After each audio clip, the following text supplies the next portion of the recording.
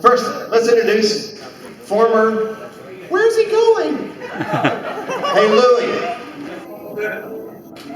Former editor, writer, director, producer for the BBC, Louie Robinson.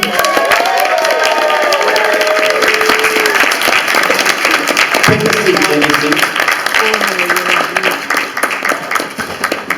Current writer on Doctor Who seasons 8, 9, and 10, writer on Being Human, writer of movies like Frequently Asked Questions About Time Travel, Jamie Mathieson.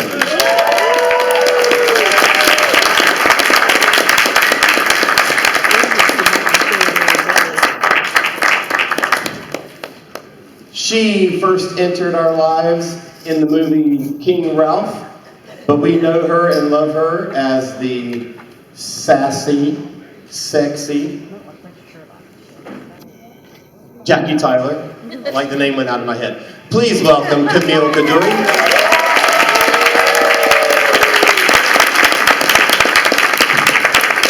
Take a seat, my bud. She was a companion to the 5th and 6th Doctors, and as we were escorting her up to the stage just now, I heard her say, "All these corridors look the same." Nicola Bryant.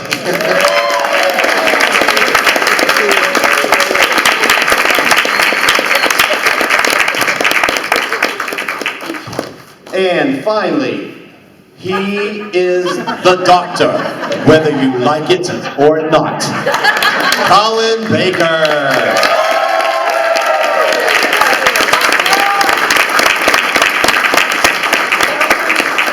And if you don't like it, it's too late. Thank you all so much for being here this weekend. Very good. Have you had a good weekend? And if you haven't, don't say it. But honestly, seriously, have you had a good weekend? Yeah. Amazing. Really lovely. It's been great. I was ill for some of it. But Yeah. So poorly. It's been very I'm just glad it's not working next to you. I am without buckets. Without buckets. Well, on the basis that time goes very quickly when you're having fun, it seems like 2 minutes since I got here. So it must be fun.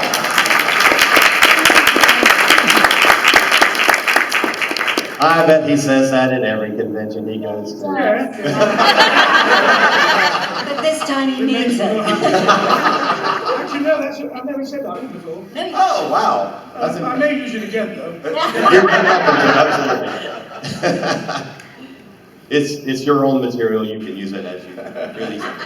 Okay, this is going to be a fairly informal hour. We're not going to talk about, your role in Doctor Who and all that kind of stuff. We're just going to talk about fun things.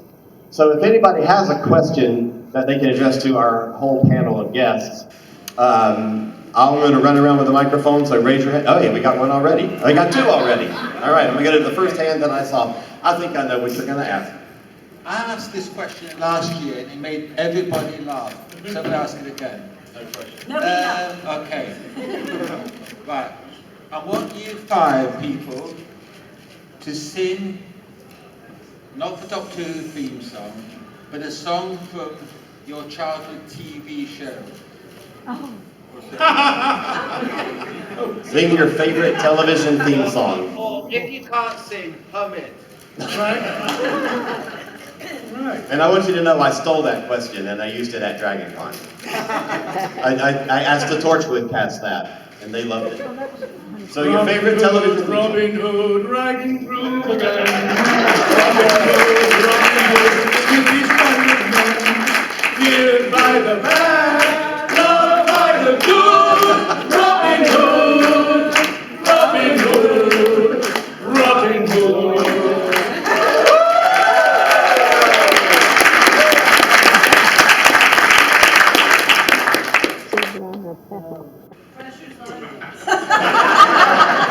Oh, I'm torn between the hum and a little thing.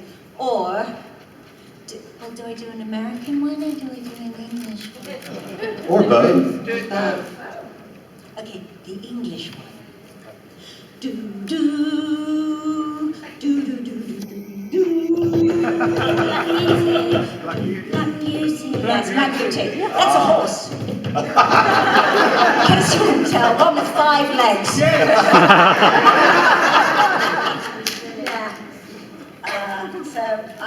Although I was not a horsey person, because if you study ballet, you're not allowed to be a horsey person, I did love watching Black Beauty. And later, I got to work with the actress who was in it. We ended up playing sisters or something. And then, hey, hey, we're the monkeys! That's all we're gonna do. Awesome. So one of mine was HR Puffin Stuff. Stuff. Remember that? Yes.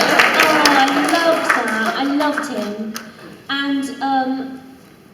And one that went up above the streets and houses, rainbow climbing high.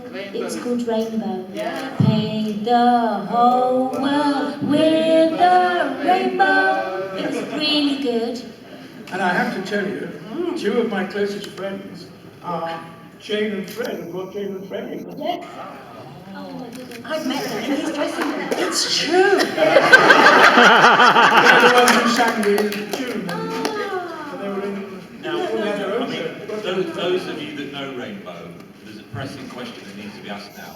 Were Rod, Jane and Freddie all doing each other? The actual answer is that Rod and Jane were married. Right. They got divorced, and about 18 months after they got divorced, she got together with Freddie, and they're married. That explains a Learn lot. something new every day. Not quite as graphic as you. I think Rod and Freddie were just good friends. Okay. Well, they were until that happened. Yes. No, they still are. They all turn up. Okay. Right, I've got to do my tune.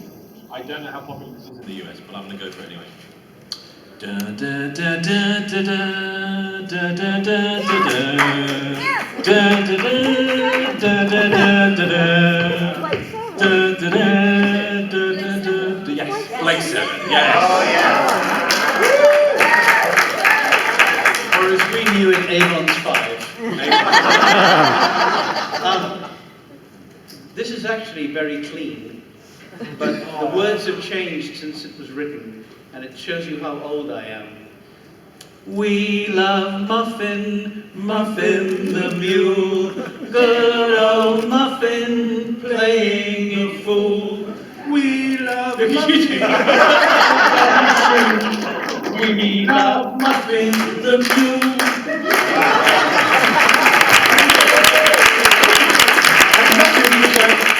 A little mule. It was a string puppet, and Annette Mills was the lady who worked with him. John Mills' sister. Remember John Mills, a great actor? His sister was Muffin the Mule, with Muffin the Mule, and Prudence Kitten. It's just a real pity that Muffin the Mule is now also prison slang. It's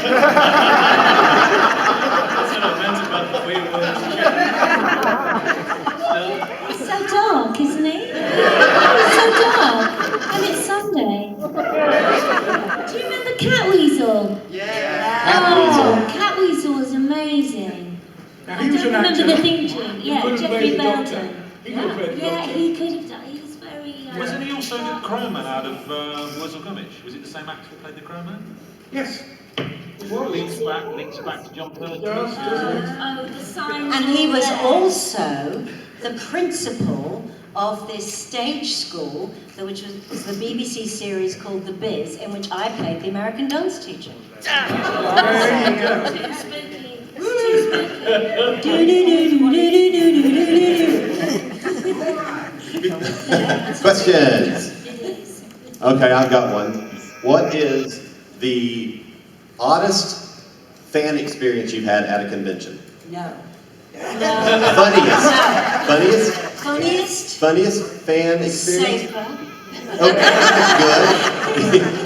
I know we could cross the line, but the other one, okay. So the funniest fan Start experience. with that. I'm thinking. I'm a slow thinker. I'm not a performer like these guys. There was actually something that happened at this con, which I found very funny, which was I was in the lift, and for some reason, anyway, so I'm coming down from the top floor, and they were talking about saying there's no button for the 16th floor amongst the people in the lift. It's about 9-10 people in the lift, and someone said, "Where I work, there aren't any numbers as what floor you're getting off." And someone said, "Where do you work?" And they said, "CDC." And then someone else said, "Yeah, I work there too. I used to work with anthrax until I caught it." Now they don't let me work with anthrax anymore. In a lift. Everyone evacuate now. That happened yesterday, but it was just like the timing of her saying, "Now they don't let me work with anthrax anymore." The door opened and I just got up.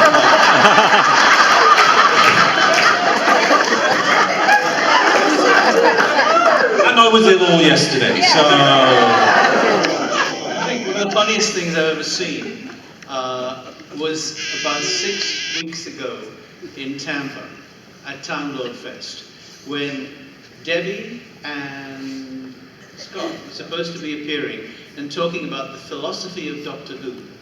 And for light relief, Moxie was supposed to be on the same panel. Well, what happened was that Debbie and Scott didn't show up because they didn't know they were supposed to be there. So we all sit down, I was in the audience, but I want to learn about the philosophy of Doctor Who, for God's sake. And Moxie sits there and waits and waits and waits, and nothing happens. And then she starts. Well, Phil could be a name. Osophy, the study of it, and what followed was 50 minutes of pure improv. She hadn't a clue. And I just thought, should I go up there and help her? No, let the damn woman sweat. Oh,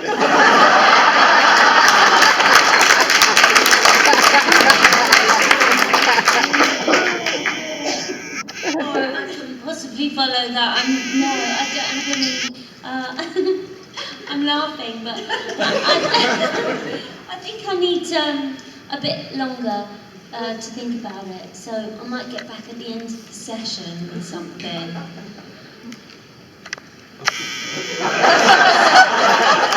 What's the average age of the audience? Okay. I've got them all on one layer that I can't talk about. And the funny ones, yeah, they all come over there as well. I could talk about well, of course it's not so funny, but I'm sure it's very funny that for 3 years I was doing all my conventions like this and just saying how great it was to be, you know. So the American Nicola was given a bodyguard on my first convention. To which I thought, wow, why would I need a bodyguard? Nobody's even seen me do anything. There wasn't anything out. And we were at the Hyatt, where they used to hold all the Hyatt, whatever it was, in Chicago, right? Hyatt Regency, where they filmed Towering Inferno with those glass lifts that come down. A bit like here. A bit like here, but only really small. You can fit like 3 people in. And huge, long escalators. And I was thinking, the only thing I could relate to in my childhood, having such a massive crush, as some of you will be aware of, on Paul McCartney and the Beatles, was all the footage you get of, you know, teenagers screaming. And I thought, well, it's not going to be like that, is it? It's not going to be like, why do I need a bodyguard? So my bodyguard, not like we have here, nice helpers, you know, my bodyguard, came to my room, knocked on my door, my suite, and said, right, you know, you've got a panel, so you would come. So I said, I don't really want to take that lift, let's take the escalator. Big mistake. So, and I'm wearing not a very short skirt, but a shortish skirt, and a tightish skirt, and we're coming down the escalator, and a man at the bottom of the escalator looks up at me and goes, "Ah, it's Perry!" and faints. Right across the bottom of the escalator. No, you know, Perry's not even been seen yet. I haven't done it. hysterical, perhaps. So now I'm thinking, okay, I have to step over this man, and is he going to open his eyes at the wrong moment? This could be an embarrassing situation, and I've got about 30 seconds, 29, 28, to think about what I'm going to do. But, you know, basically my bodyguard, which I found out what his purpose was, just lifted me up and took me over the bar. What he was really doing was protecting the body at the bottom of the stairs. But, you know, it was an interesting start. Very surreal. Very surreal. I have two answers. One American one, one English one. The American one is, the only convention in America my wife came with me. And this was in New Orleans. And we opened the bedroom door in the morning to leave, to go downstairs and join the fun and frolics. And lying across the doorway was a young lady dressed in unit uniform, with a rifle beside her and a couple of bags. And I said, excuse me, hello. Oh, sir! And I said, what are you doing here? I'm guarding you, sir! And I said, guarding me with a pretend rifle. It's not a pretend rifle, sir! What? She was in the Army Reserve or something, and a Dr. Who fan. She was lying outside my door with a loadie. And I said, I'd feel an awful lot safer if you weren't there. She was quite offended. But I made it quite clear I didn't want people with live rounds of ammunition outside my bedroom door all day. And if anything drew attention to the fact that there was something inside worth shooting. The other one, the English one, I've been asked to sign many odd things in my time. And a woman came up and said, do you sign breast implants? I said, not normally. Isn't it a bit tricky? Do you need a scalpel? I mean, I said, no, it's my old one.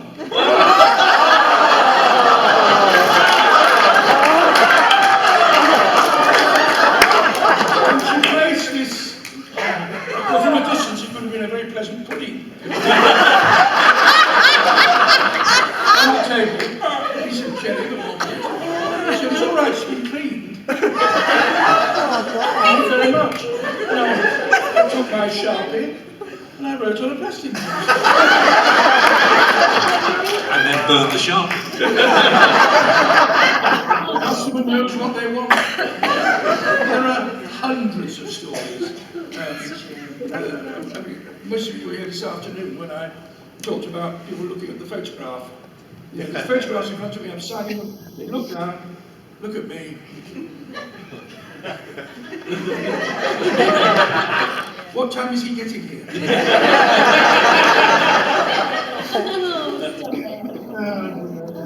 have you thought of yours yet? No, I'm a bit of a newbie, I guess.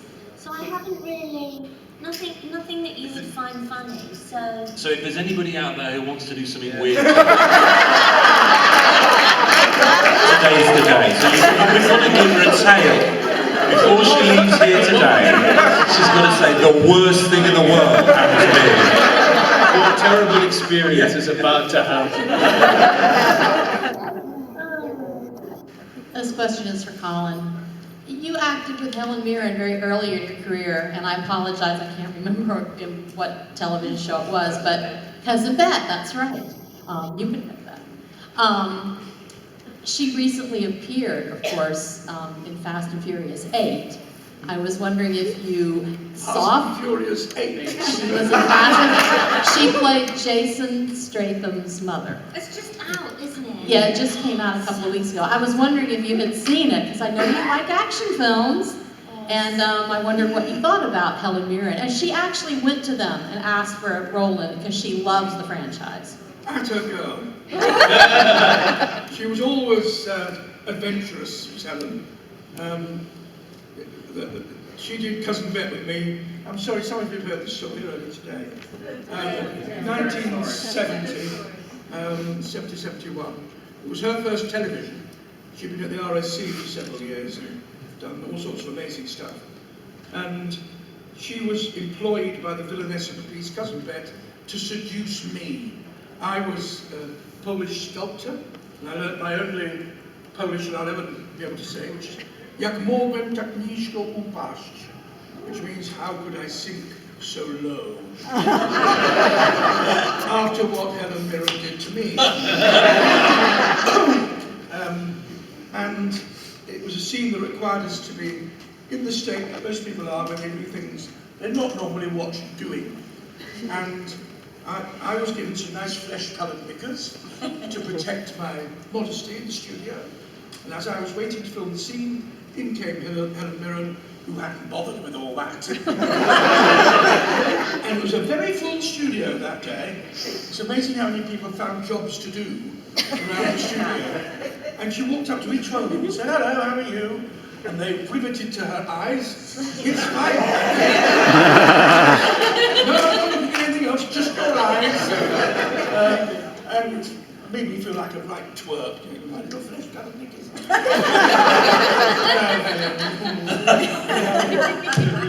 I just wish it was happening now, really. But she was lovely, but she's a lady who's afraid of nothing, which is a very useful characteristic to have for an actor. Fear is the great limiter. If you have no fear, do anything. She did. So my question is for the five of you. When I go home today, I'm going to have the joyful memory of meeting all five of you. When you go home and somebody says Atlanta, Georgia, what's going to come to your mind?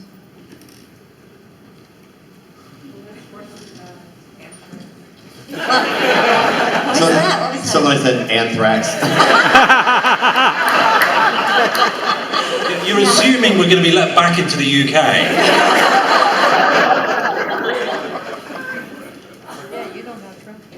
I will go home and I will be quizzed by my other half, how was it? And I will be able to say, genuinely, you missed a lot of fun. You missed some fantastic people, and I really enjoyed every minute of this convention. And that isn't usually the case. It really isn't. When Colin said you have to come, this is a really fun convention. You are just like the perfect people, the perfect size convention, the perfect everything, except I probably could have done another day.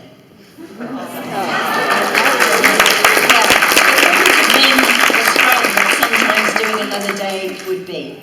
But I can genuinely say that this has been some of the most fun and rewarding back that we managed to raise some money for a good charity. And I met a lovely man last night, Trent, who was very generous. And you're all fabulous. He's got a big smile on his face. It was a single malt. So that I will genuinely say. Oh, Miss Moxie. Oh, yeah. I remember Moxie. It's not my thing. Oh, say it. No, you say it. Tell Moxie. They're fighting over you, Moxie. Fighting over you, darling. People, that's what you remember from conventions. People say, you know, what's your memory of Atlanta? None whatsoever, never saw it. What's your memory of Atlanta people? That they're welcoming, that they're friendly, that they're funny, that they're kind, that they're generous. And what I like about these kind of conventions, like the Doctor Who only convention, is you all sort of know each other. It's not like going to the big Comic-Cons where someone who loves Arrow, you know, has nothing to say to someone who likes Doctor Who, or vice versa. You all share the same passion, the same interest. So you all make friends with each other. And I suspect some of you come back, not because we're here, but because you want to see your friends again. Family! Yes, fantastic. And when you're in that kind of atmosphere, it's very relaxing for us as well. So thank you for that.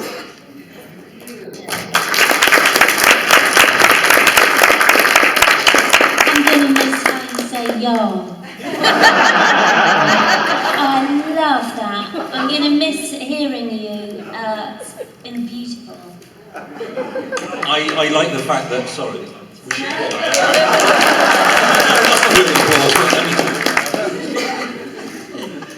I like the fact that I now know what grits are.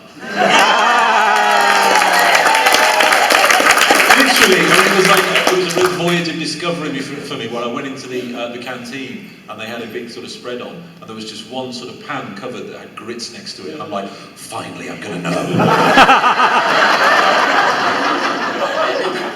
It's sort of white. I didn't eat it, you know. That's next time. Next time I'll go that. But the other thing, in a more serious note, I mean, it's been a lovely time, but I obviously had a bit of a crap sort of sick day on Saturday where I was just sort of, you know, quite out of it and very pale. But the amount of people, genuinely, stunning amount of people who came up to me during today and the latter half of Saturday to say, are you okay? And it's just really nice that you know, that was the sort of vibe that I was getting from the people, so I thank you for that. It's been lovely. Thank you. It doesn't happen everywhere. No, it really doesn't. Well, I'm in a very difficult position because for the last 16 years this has been home.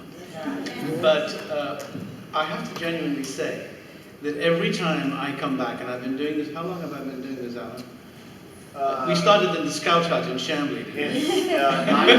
9 years now? More than that. No, 9. 9, was it? Okay. Yeah. I stand corrected. We're on number 12, and I think you came in the 3rd year. So. And it started small, and I at the beginning I didn't know anything about fandom. I was only here by accident because I'd worked on the Pertwee things. And I kept coming back every year, and every year it grew and grew and grew. And I kept thinking one day this time it's just jumping the shark. And it never has. And every time I come back, everybody makes me feel so welcome. And it's like I just continue the conversation from last time. And I keep thinking, it's not going to work. This is it. And it always does. And I go back home and Lynn doesn't even say to me now how to go. She knows that for these 3 days, I'm out of it, I'm away from my little world into this little world. And because of Alan, and thank God to Doctor Who, I have made so many friends in Atlanta. And as a result, I go and visit these cons all over the place. And it's like a family that grew out of a mistaken job that I once had as an assistant film editor at Ealing Film Studios in 1973. And I cannot thank you all enough.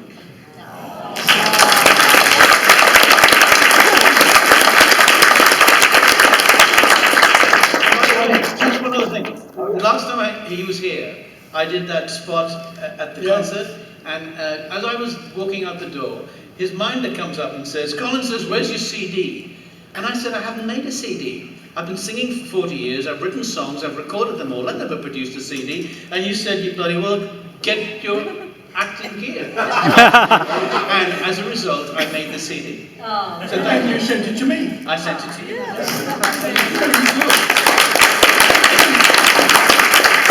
Now, I just have one thing, but sorry to interrupt you. The other thing that memory I'll carry is listening to your band playing Bowie stuff. Oh, yeah. On Friday night, Yeah. which was amazing. I'm a great David Bowie fan. And Yeah. they did the guy proud. That's awesome. So